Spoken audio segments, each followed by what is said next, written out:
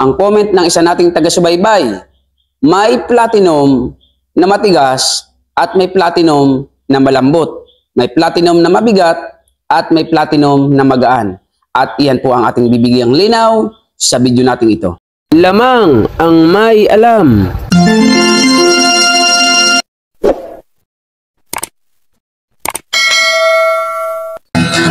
Ginto pilak ang trabaho ko, pagpilatis ng ginto, eksperto ko.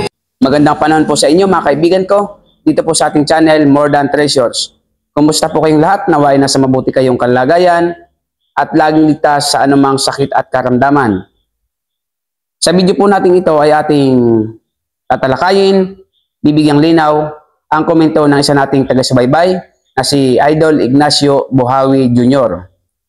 Ang sabi niya ay ganito: may iba't ibang klase ng platinum. May platinum na mabigat, may platinum na magaan, at may platinum na malambot, may platinum na matigas.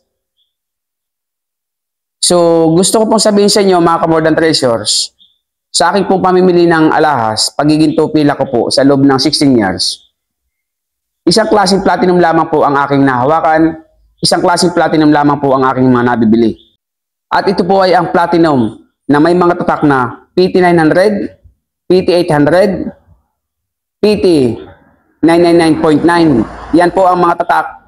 Ilan lamang po yan sa mga tatak ng platinum na akin pong nabibili. At pagdating naman po sa kanyang pagka-metal, ang platinum nga po ay matigas. Ngunit, pag yan po talaga kinuskus mo sa bato, malambot lang po ikuskus mo sa bato. At pag yan po ay nilagaring mo, malambot lamang po lagarin ang tunay na platinum. So kapag ang platinum ay nilagarin mo at matigas, hindi po yan tunay na platinum. At ang sabi naman ng ating kaibigan na si Ignacio Buhawi Jr., may platinum daw po na matigas at platinum na malambot. So, isa lamang po ang masasabi ko sa platinum, ang platinum po ay talaga pong malambot lamang po yan lagarin, bagamat akala mo ay matigas kung titignan, at sabi pa niya, may magaan daw po na platinum at may mabigat na platinum. So, ang platinum po, isa po yan sa pinakamabigat na bakal sa buong mundo, ang platinum. Kaya kapag ang platinum ay hinawakan mo at magaan, 100%, hindi po yan platinum, yan po ay hindi precious metal. So, sa akin pong karanasan at kasagutan, isa lamang po sasabihin ko, wala pong platinum na magaan. Lahat po ng platinum ay mabigat. Siguro, kung ang platinum mo sinlaki ng munggo, ay magaan nga yan. Pero kung ikukumpara mo naman sa ibang metal na sinlaki din ng munggo, mas mabigat pa rin talaga ang platinum sapagkat ang platinum po halos doble-triple ng bigat ng ibang mga metal. Ang katumbas po ng bigat ng platinum ay ang 24 karat na ginto. So kung gaano kalaki 24 karat na ginto, ganoon din po ang platinum, sila po ay nagpaparehas ng bigat. Pero kung ang platinum po ay kukumpara mo sa ibang metal na hindi naman precious, triple po halos ang bigat ng platinum kumpara sa mga metal na hindi naman po precious. So nawa po sa video natin ito ay nalinawan ang mga nanonood.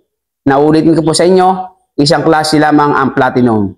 At iyan po ang metal na pinakamabigat at malambot lamang po yan lagarin. So nawa po, kung ikaw ay bagong dating dito sa ating channel, pakisubscribe po ating channel, pakihit ang notification bell, lagay nyo ay all, upa pong lagi kayong update sa ating mga bagong videos. At kung nagustuhan nyo nga, pakilike and share. Kung may katanungan po kayo, comment kayo sa ating comment section. Sa mabilis na usapan, meron po tayong FB page More Than Treasures. See you in our next video. God bless po. Lamang ang may alam.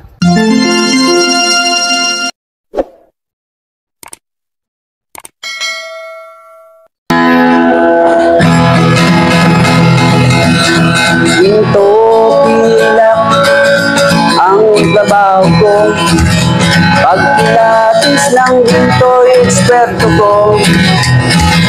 Kung sa mga kabisado ko, alam ko ang peke at totoo. Ako ay isang masayang ng ginto. Alam ko ang tunay at totoo. Kung usapan ay alas lang, yan ay kaya nating patunayan. Ako ay alahero at asayer ng ginto. Alam ko ang tunay at totoo. Walang maitatago kung usapan ay ginto, pagkat ang alahero'y eksperto sa ginto. Mayroon ngayong bagong pauso, mahal daw ang bariyang 10 piso. 2001.